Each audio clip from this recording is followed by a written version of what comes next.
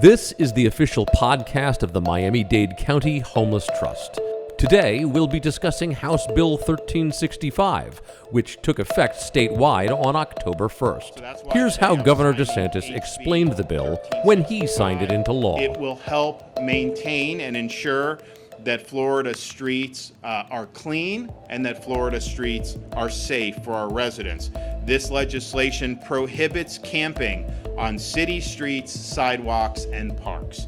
It creates state enforcement tools to ensure that local governments comply with this law, and it ensures that localities utilize the resources of homeless shelters to provide individuals with the safety and services that they need. This new law, I think, seems to open up the possibility that the folks on the streets, if they don't move, can get arrested. Is that true? And my understanding from what you guys have said in the press and elsewhere is that you're not in favor of arresting homeless people.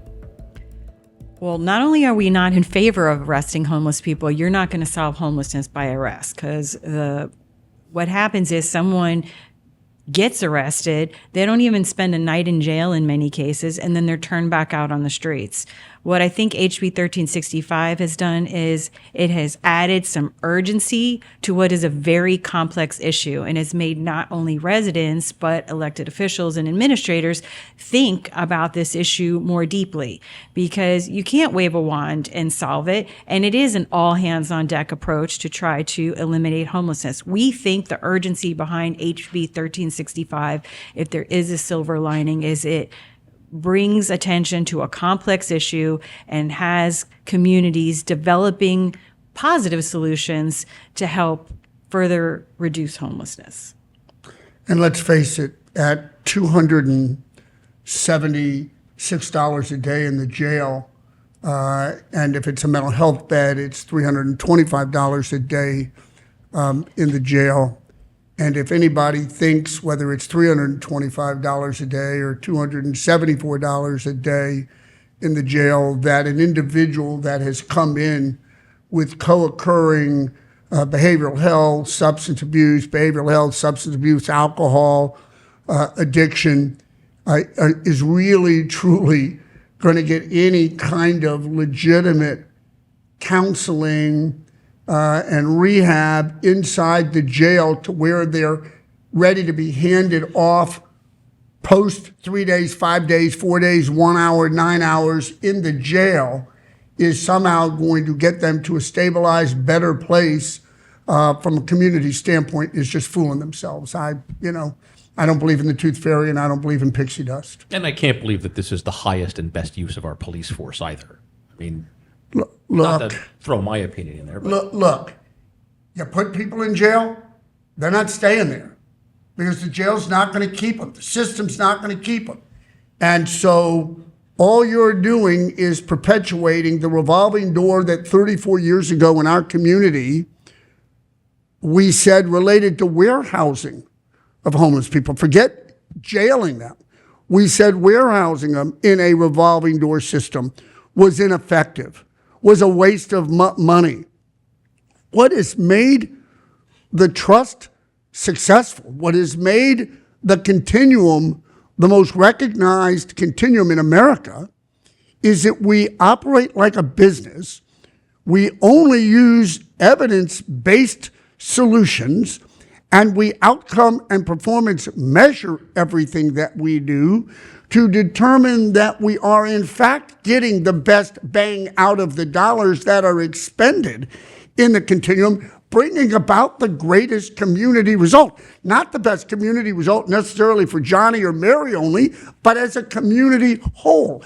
And I think that gets lost in our community sometimes. I think that people that follow the trust historically understand we're winning, because those people remember what under the expressways used to look like 3 decades ago. Yeah, and anybody who travels outside of Miami and goes to a major metropolitan area, they come back here and say, wow, the homeless problem X, Y, or Z city is way worse. So I think you're right. I think it does get lost. But HB 1365 has caused you guys to rethink stuff. What's the plan moving forward? How are you going to rapidly get these people off the streets? Where are you going to put them? What's the plan for getting more housing units? All of that. I don't know that it's actually made us rethink. What I think it's done is it's helped us accelerate our efforts. So we've put what we were already doing on steroids. We are all in on developing housing and acquiring housing and leveraging housing in the community to help people who are on the streets. When you look at all the menu of options we offer, the one evidence-based solution is housing. If you give people a unit of housing that they can afford and wrap them with services, they remain housed. And we know that because we've been doing this for decades, and we have a 99% retention rate in permanent supportive housing.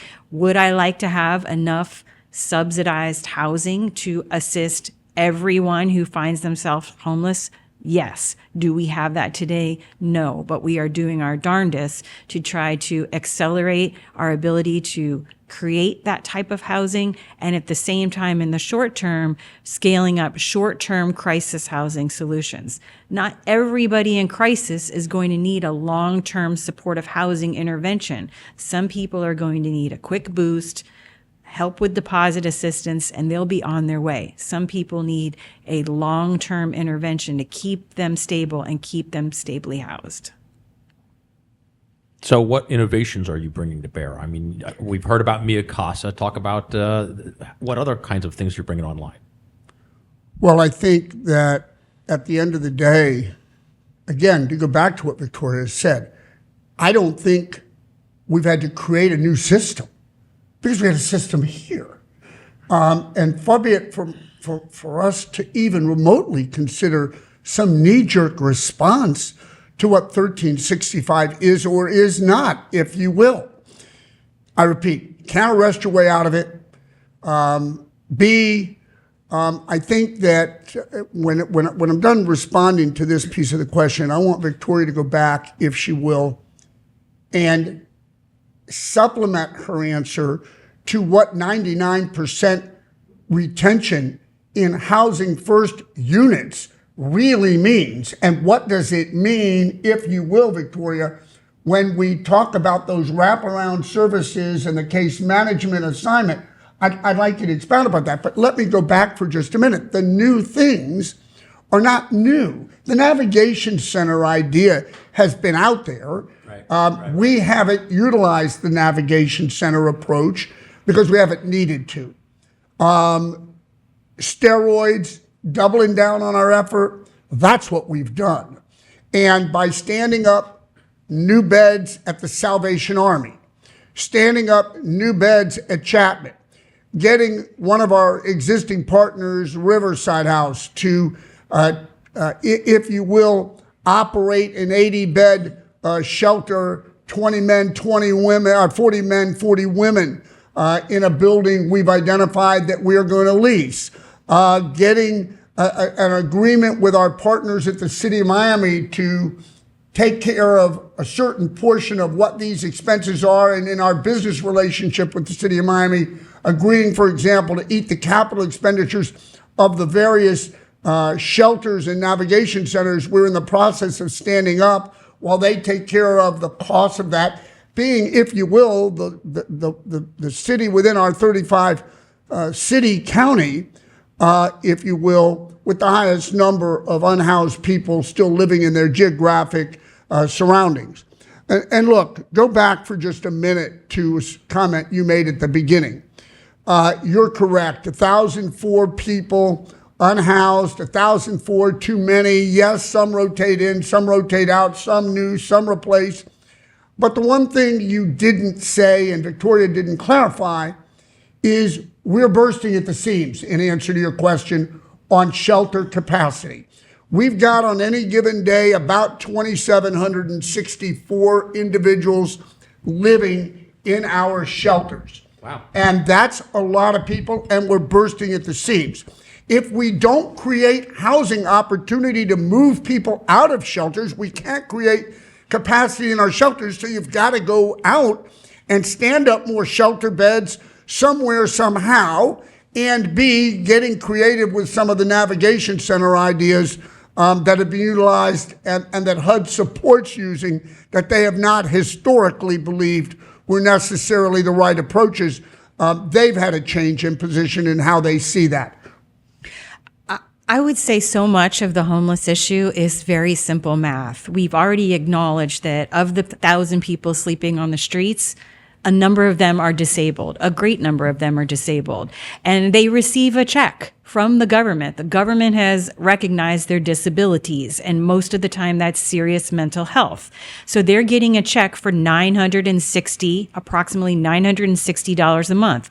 A one-bedroom apartment in Miami-Dade County is about $1,850.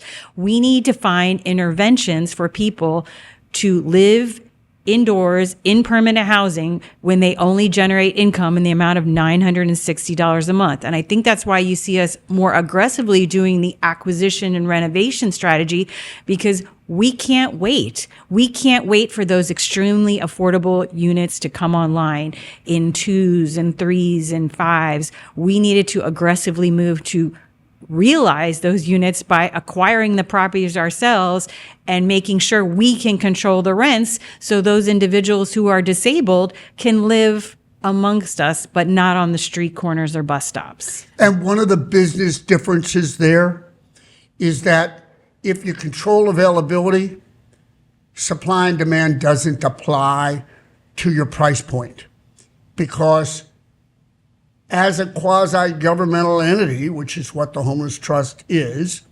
we're not subject to property taxes. Our insurance situation is different. We get some benefits from a cost overhead standpoint, others don't. But the key, our goal, the mayor of the county's goal, the county commission's goal, is for us to create, hopefully, as many as 1,000 units of new, fresh, affordable housing for the extremely low-income population of formerly homeless individuals we continue to serve and will continue to serve forever. Can we end homelessness? Absolutely. Can we sustain it? Yes, but we can only sustain it if we ultimately own enough units to control the cycle. We know that, if you will, functional zero.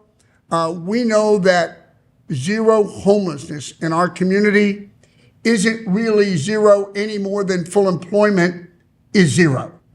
It's, can you house a new individual that's hit the street swiftly, responsibly, without really a delay? Is that 3 days, 5 days, 9 days, 11 days? Yeah, it's somewhere in that range. But we're still desperate for capital dollars, and we're still desperate for governmental entities in Miami-Dade County to commit capital dollars to us to acquire properties. We're still desperate for the philanthropic community, deeply grateful to the Bezos One Family Fund for the $5 million gift that they gave us, which is not the first gift that's come to our community, but it is certainly the first and the largest gift that the trust has ever received. But that's dedicated to families, and that's focused on families. And I'd like to tell you that families are our only issue, but it's not. And I'm hoping that more of that philanthropic community, some of the new wealth that's come to our community, some of the new venture capitalists and hedge fund operators that have moved here, that were so generous in New York and so generous in Chicago and so generous in California, they bring that generosity here to the community that operates the most effective homeless program in the United States. I didn't self-proclaim it. 6 times U.S. Department of Housing and Urban Development secretaries under both Republican and Democratic administrations have said we are that best practice model. There's a reason Ben Carson, under President Trump's first term, declared us that, came here many times to tour, to keep up with the progress we were making. There's a reason that Secretary Marcia Fudge in the Biden administration came and stood in front of the national media and said everybody should have a trust entity with a plan like they have in Miami-Dade County. Now, for as much as I believe in philanthropy and the efforts of people, and I believe that there is political will, the HB 1365 proves that there's some political will or a lot of political will to help solve homelessness throughout the state of Florida. The philanthropic efforts that have come to Miami-Dade prove that there is a great desire within the citizenry to solve the problem. But that political will doesn't extend to every community. There's headwinds to buying and acquiring and renovating units. There's citizens who raise their hands, and I know you guys are hesitant to use the word NIMBYism, but we know that exists here. We've seen it firsthand. We've seen political headwinds. We've seen citizens rise up. How are you going to address those hurdles in light of the new bill? So I want to start by asking longtime Miami-Dade County residents to roll their clock back 34 years. The largest zoning hearing ever held in this community was in the city of Miami. The crowd was so large that it filled the entire parking lot of the Miami City Hall. Steve Clark was the mayor at the time. He adjourned the meeting, put it off 2 days so that we could move the hearing to the Knight Center, where over 4,400 people attended, almost 50-50 split. The NIMBYism was off the charts. I lost a paying client over it. Gentleman by the name of Fred Joseph, still lives in the community. I use his name openly because he's a friend. Fred led the charge against us. Fred would tell you today he was wrong. And that was NIMBYism at its greatest. Now, we hadn't seen NIMBYism like that again until the last year in Cutler Bay. And I'm not afraid to use the words, not in my backyard, but those senior citizens, those 135, 140 elderly, formerly homeless individuals, grandmothers and grandfathers, aunts and uncles, mothers and fathers, that are going to live there as permanent tenants in an apartment building that was formerly known as a hotel property, now to be named Hidden Bay. Shame on them, because they're citizens just like them who just, unfortunately, found themselves in a homeless state and a need for a hand up and not a hand out. NIMBYism, look, we'll combat it all the time. The Miccosukee tribe of Indians is suing the county over the 190-bed, if you will, single occupancy, male only apartment building we are repurposing, which was a juvenile justice facility contiguous to an ICE facility. But the Miccosukee tribe somehow thinks that in their sovereign nation status, if we don't have any control over their property, they should sue us to stop formerly homeless individuals from living in that part of the county. You know, I've said this to the mayor of Miami Beach, who chooses not to acknowledge it. I've said it to the commissioners on Miami Beach, who choose not to acknowledge it. Homelessness is a countywide problem. It doesn't exist just in the city of Miami. It doesn't just exist in Cutler Bay. It doesn't just exist in North Miami. It exists in the entire geographic area of our county, and we have countywide solutions, and everybody's got to be at the table. And what has set us out from the rest of America is we are all still at the table. The business community, the religious community, the education community, formerly homeless providers, all still at the table 3.5 decades later. Why? Because we're winning. So now we're going to give up because somebody doesn't want somebody in their backyard because they don't think they've got a homeless problem? Or they somehow think badly of people that are formerly homeless? Shameful. Yeah, and there's a lot more people that are formerly homeless that they don't know are formerly homeless, and that's really what the crux of it is. Last question on HB 1365. How does this new law change how the people of Miami-Dade County will interface with the Miami-Dade County Homeless Trust, or even how they interface with homeless people in general?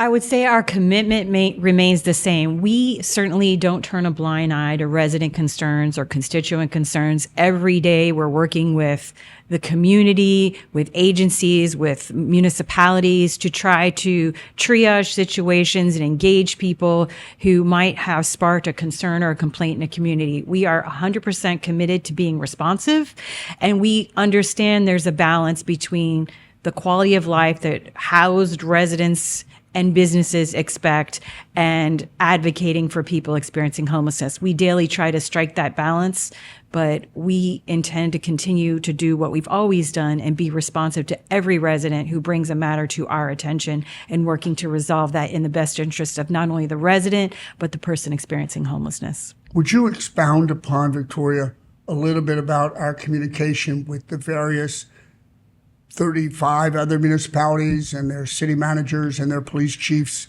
in what we're doing to help facilitate communication? So we have a robust network of municipal partners and local law enforcement agencies that we've worked very closely with since the passage of HB 1365. Many of these agencies we've worked with historically, but we've ramped up those efforts. We've created a web-based tool.